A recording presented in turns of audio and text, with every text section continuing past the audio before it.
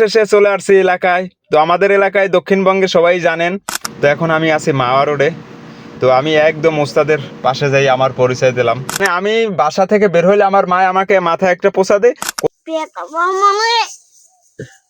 বেটা ভাই এমন যারায় আমার অবস্থা কাহিল। আমি ওভারটেক করার জন্য কেমন করতেছে। আসসালামু আলাইকুম, আমি আরিয়ানের আব্বু।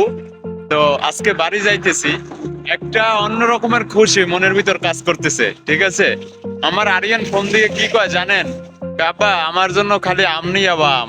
আপনারা জানেন যে রাজশাহী গিয়ে আমি ওর জন্য 20 কেজি আম পাঠাইছি, আরো আম খাবে ও।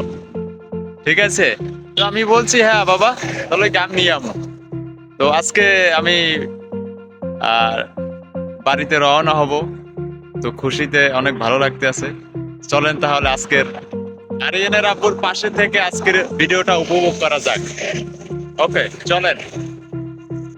তো অবশেষে বের হয়ে পড়লাম বাসা থেকে। তো উঠলাম রিস্কায়। ওরে বাইরে ভাই, রিস্কায় আমার খেঁচা খোসা সব মনে করেন পিস্টান সহ মার খেয়েই দিতেছে। এমন যারায় আমার অবস্থা কাহিল। আমি বাড়ি পর্যন্ত যাইতে পার মনে হয় না। ওরে বাবা, আমি শেষ। এমন স্পিডে চালায়, ভাঙ্গা চূড়া দেখে না। এই হচ্ছে আমার অবস্থা। মামার বলতেছি মামা একটু আস্তে চালাও, সে আমার কথা শোনে না, শুধু চালাইতেই আছে। তো এখন আমি ভিক্টর বাসে উঠে পড়লাম। গুলিস্তান নাইলে সায়দাবাদ থেকে, ওখান থেকে আমি একটা আমার পিরিজপুরের উদ্দেশ্যে যে বাসগুলো যায়, দোলা, ইমাদ, সাকুরা, যে কোনো একটা বাস আমি ওখান থেকে নিয়ে নেব। তাই বাসে উঠছি। বাসে উঠেও দেখি বাস চালায়, গাড়ি চালায় না, যা দাঁড়ায় ও যা দাঁড়ায়, খালি দাঁড়াইই থাকে। তো আমি সাকুরার সামনে চলে আসছি। সাকুরার কথা বললাম, সেখানে হবে না। এখন আমি দোলায় গেছি। তো অবশেষে দোলায় টিকিট পাইলাম ভালোই। তো একটু বাসের জন্য অপেক্ষা করতেছি। বলতেছে 20 মিনিট পর বাস হবে। তো বাস আসবে কখন সে অপেক্ষা করতেছি। আরিয়ানের আম্মু ফোন দিতেছে, কোথায় তুমি। আমি বলছি এই তো বাস স্ট্যান্ড হপায়, আমি একটু পরেই বাসে উঠে যাব। তারা টেনশনে আছে। আমি কি টেনশন করার কোনো দরকার নাই। তো আবার বাসে উঠলে আমার পেটের ভিতর একটু কেমন জানি ঘুরুমুরু করে, তাই একটা আচার খেয়ে নিলাম। আচারটা খেলে মনে করেন, আচার তো টক খাইলে মনে করেন শরীরটা একটু ভালো লাগবে। আনে আমি তেমন একটা বাসে চলতে পারি না। আমি ড্রাইভার হইলে হবে কি, বাসে চলতে পারি না। একটু কেমন জানি আমার খুবই খারাপ লাগে, শরীরটা খুব দুর্বল হয়ে যায়। এর জন্য আচারটা খাওয়া। আমার মতো যারা বাসে চলতে পারেন না, এরকম একটা আচার খাবেন, বা লেবু খাবেন, বা আমরা খাবেন। তো অবশেষে আমাদের বাস চলে আসলো। বাসে উঠে পড়লাম। তো এখন আমি আছি মাওয়া রোডে। তো আমি একদম ওস্তাদের পাশে যাই, আমার পরিচয় দিলাম, যা ওস্তাদ আমি কিন্তু জুনিয়র একজন আপনাদের জাতি ভাই। তো বললো আমার পাশে বসেন, তার সাথে পাশে বসলাম। অনেক গল্প গুজব করলাম। সে কত বছর গাড়ি চালায় আমাকে বলল আমি 25 বছর গাড়ি চালাই। আমারে বললো আপনি কত বছর চালান। আমি কি ওস্তাদ আমি বেশি দিন চালাই না, আমিও 5-7 বছর চালাই, কিন্তু ছোট গাড়ি চালাই। সে বলল ছোট গাড়ি আর বড় গাড়ি নেই, মোটর ডিপার্টমেন্টে আমরা সবাই ভাই ভাই, একসাথেই আগামীর পথ চলা। তার ব্যবহার আমায় খুবই ভালো লাগছে, বুঝবেন না। তারপরে সর্বশেষ যে কথাটা আপনাদের বলবো, আমাকে ছোট ভাইয়ের মতো কয়, তো তুমি আমার ভাইয়ের মতো, সমস্যা নাই, বড় গাড়ির ডিপার্টমেন্টে আসো, আমার নাম্বার নিয়ে যাবা, সমস্যা নাই, যখন ফোন দেবা তখন তুমি এলাও আমার কাছে। তো এরকম একজন ওস্তাদ পাওয়া ভাগ্যের বিষয়। কেমন জানি আমার কপালে এরকম একজন ওস্তাদ মিলে গেছে, খুবই ভালো লাগছে। তো আমি চিন্তা করছি ওস্তাদ 2-1 বছর থাকবো ছোট ডিপার্টমেন্টে, তারপরে বড় লাইনে চলে আসবো, সমস্যা নাই, আপনার সাথে যোগাযোগ করব। সে বলছে ইনশাল্লাহ যখন প্রয়োজন হবে ফোন দিও। নাম্বার নিয়ে নিলাম। তারপর বিরতি দিল ওস্তাদ, আর আমি কিছু খেয়ে নিলাম হালকা পাতলা। তারে আনারস খাইলাম, তারপরে শরবত খাইলাম। ওস্তাদরে নিয়ে একটু চা খাইলাম। ওস্তাদ বললো যে আমি একটু চা আবার পছন্দ করি। আমি ওস্তাদে বললাম ওস্তাদ আমিও তো চা পছন্দ করি। তো দুই ভাই, জাতি ভাই মিলে একটু হালকা পাতলা চা খেয়ে নিলাম। চাটা সেই লাগছে আমার কাছে। জার্নি করার পর চা, শরবত এগুলো খাইতে পছন্দ করে। তো অবশেষে চলে আসছি এলাকায়। তো আমাদের এলাকায় দক্ষিণবঙ্গে সবাই জানেন ট্রলারে, নৌকা, স্টিমারে চলাফেরা করা লাগে। তো আমি ট্রলারে উঠে পড়ছি। এরা আমার পরিচিত, তো এদের সাথে ভালোই দেখা হইলো। তো তারাও খুশি। আরো জোরসে চালাইলো, কালাদমা বের করে ফেলছে। এমন জোরসে চালাইয়ে কালাদমা বের করে ফেলছে আমাদের। কিন্তু পিছন থেকে ওই দেখেন আর একটা স্টিল বডি ওভারটেক করার জন্য কেমন করতেছে। হ্যাঁ, এটাই হচ্ছে আমাদের এলাকা। আমাদের এলাকায় নদী পথে পাল্লাপাল্লির কাহিনী, কারে কে কখন ওভারটেক করবে এইটাই তার ধান্দা। আমরা হেরে গেলাম কারণ ওটা হচ্ছে স্টিল বডি, ইঞ্জিল বড়, 24 মেশিন, আর আমাদের হচ্ছে 16 মেশিন, তাই আমরা হেরে গেছি। আমার এলাকার এই যে এটা হচ্ছে বড় খাল, এটা দিয়ে আমাদের চলাফেরা। আমি এখন বাড়ির কাছাকাছি চলে আসছি।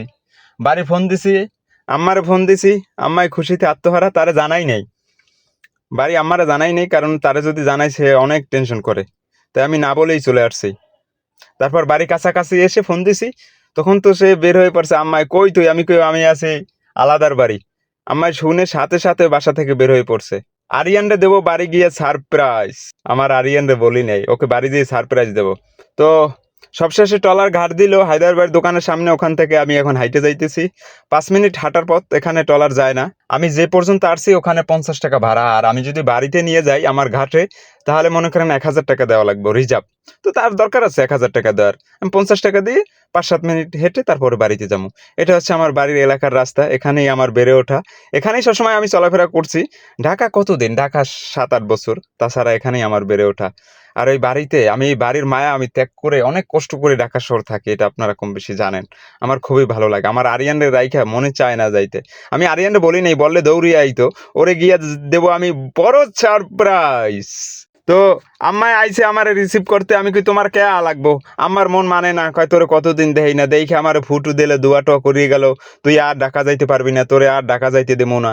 কত কাহিনী আম্মা। আমি কি মা, আমি যদি ঢাকা না যাই কি খামু, ফ্যামিলি কিভাবে চালামু? কয় আর চালামু না আমি, তোর তুই কোনোভাবে আর ঢাকা যাইতে পারবি না। মা, যার মা আছে সে বুঝে না, যে মা হারায় তারপর বুঝে মায়ের ব্যথা। আমি আমার আম্মারে খুবই ভালোবাসি, সেটা আপনাদের কিভাবে বুঝাবো? মানে আমি বাসা থেকে বের হইলে আমার মা আমাকে মাথায় একটা পোছা দেয়, কোথা দিয়ে যদি আসি, কোথাও দিয়ে যদি বাসায় আসি তখন আমাকে একটা পোছা দেয়। খুবই ভালো লাগে আমার আম্মারে। সবাই দোয়া করবেন আমার আম্মায় যেন আরো বেশি দিন আল্লাহ বাঁচিয়ে রাখে আমাদের মাঝে। এইটাই আপনাদের কাছে আমার অনুরোধ, আমার আম্মার জন্য একটু দোয়া করবেন। হারতেছে আর কানতেছে, মন খারাপ করতেছে। তুই কে ডাকা থাও আমারে থইয়া, আমারে ডাকা লইয়া যা, আমি তোরে থইয়া বাড়ি থাকবো না। আরে মা, আরে মা রে, মাই বুঝে সন্তানের ব্যথা, আর এই পৃথিবীতে কেউই বুঝে না। বাড়িতে ঢোকার সাথে সাথে দেখি ভাই সিপ বানাইতেছে, আমারে ডাব খাওয়াবে, কারণ জানে আমি ঢাকা থেকে আসতেছি, ডাব পছন্দ করি, তাই কাশি দিয়ে সিপ বানাইতেছে, আমারে ডাব খাওয়াবে। আমি কি ভাই এত কষ্ট করার কি দরকার ছিল, পরে খাইতাম। কয় না সমস্যা নেই, ভাই সিপ টিপ বানাই রেডি হইতেছে, আমারে ডাব খাওয়াবে। হ্যাঁ রে ভাই, এই রে আমাদের নারিকেল গাছ, তেমন একটা নারিকেল নাই, হালকা পাতলা অল্প অল্প, তো ছোট গাছ তো। বেশি বুঝতে আছো কিন্তু, বেশি কিন্তু আল্লাহ দিয়ে দিতে আসতে মারে বেতা ভাই, বেতা ভাই কামড়াই দাঁত হিরিয়েলাম।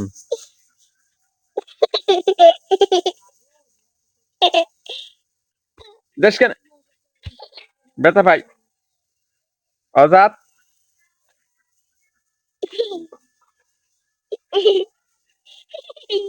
সর বাবা, বেতা ভাই। তো আজকের ভিডিওটা আপনাদের উপভোগ করার জন্য অসংখ্য ধন্যবাদ। আরিয়ানার আব্বু এখান থেকে বিদায় নিতেছে। সবাই ভালো থাকবেন, সুস্থ থাকবেন, দেখা হবে অন্য কোনো ভিডিওতে।